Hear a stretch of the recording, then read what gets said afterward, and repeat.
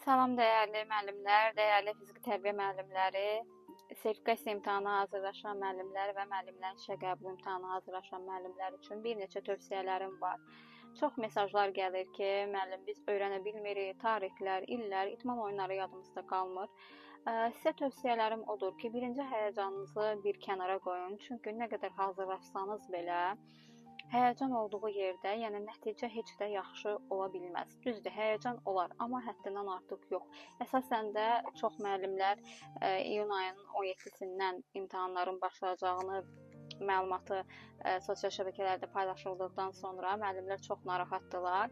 Narahat olmağa ehtiyacınız yoxdur müəllimlər. Çünki əgər hazırlaşmısınızsa və yüksək nəticə də əldə edəcəksiniz. Olimpiya oyunlarından, tarixlərdən o qədər də düşmür müəllimlər. Ümumiyyətlə tarixlərdən düşmür. Qədim və müasir olimpiya oyunlarının fərqləridir.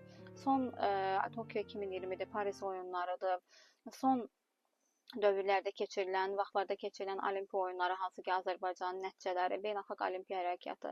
İdman oyunlarından öyrənə bilmirsinizsə, konspekt formasında yazın müəllimlər, qaydalar. İndi mənim kitabım kimdə varsa, orada daha aydın yazılıb. Kimdə yoxdursa, fərqi yoxdur. Kimdə hansı kitab varsa, müəllim var, eşidərək öyrənir.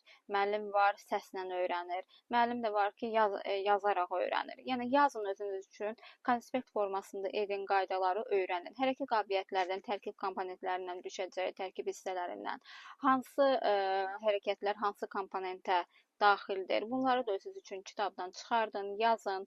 Metodlar, hansı hərəkət qabiliyyətlər hansı metodlarla əlaqəlidir, funksional sistemlərlə əlaqəsin. Hərəkət qabiliyyətləri bilirsiniz ki, bir-biri ilə sıx əlaqəlidir. Bu əlaqələri özünüz üçün öyrənin daha yaxşı səviyyədə. Müəllimlər, dərsin hissələri, fiziki tərbiyyənin formaları, ümumiyyətlə təhsil institutunun həmin çərçivədə nələri varsa müəllimlər bütün mövzulardan imtahana düşəcək. Vitaminlər, ilk tibbi yardımlar, bunlara da diqqət yetirin və əsas məqamları öyrənin. Həqiqətən də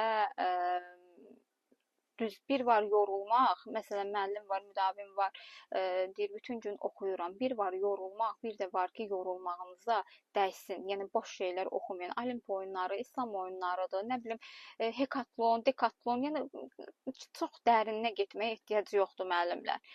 Əsasən məktəb səviyyəsindən düşəcək və bizə 1:45 dəqiqə ərzində biz uşaqlara məktəbdə nə keçirirsə, onlardan düşəcək. Bəli, amma ki, badmintonda, olimpiya oyunlarıdır, şahmatdır, bunlar proqramımızda yoxdur, amma onları da təbii ki, salınır. Hər bir fiziki tərbiyə müəllimi bunun haqqında məlumatı olmalıdır. Hər birinizə uğurlar arzu edirəm. Çalışın düzgün, sistemli şəkildə öyrənin. Hər gün bir mövzunu ayırın özünüz üçün və oxuyun, onun testini işləyin. Plus qarışıq sınaqlar da işləyin. Bizə də yaza bilərsiniz. Sizə qarışıq sınaqlar göndərərik və hər mövzunun da öz sınaqları var bizdə. Onları da göndərərik. Düzgün, sistemli şəkildə hazırlaşsanız, inanıram ki, yüksək nəticə əldə edə biləcəksiniz. 50+ bal toplamaq istəyən müəllimlər, sizlər də kurikulumdan mütləq şəkildə hazırlaşmalısınız. Əgər 50+ yığmaq istəyirsinizsə, kurikulumdan əsasən də situasiya tipli nəzəriyyələrdir, düzdür, dövlət standart təhsil qanunundan da düşmə ehtimalı var, sinfin idarə edilməsidir, taksonomiyadır, təfəkkürdür, bunlara da önəm verin müəllimlər. Hər birinizə uğurlar arzu edirəm.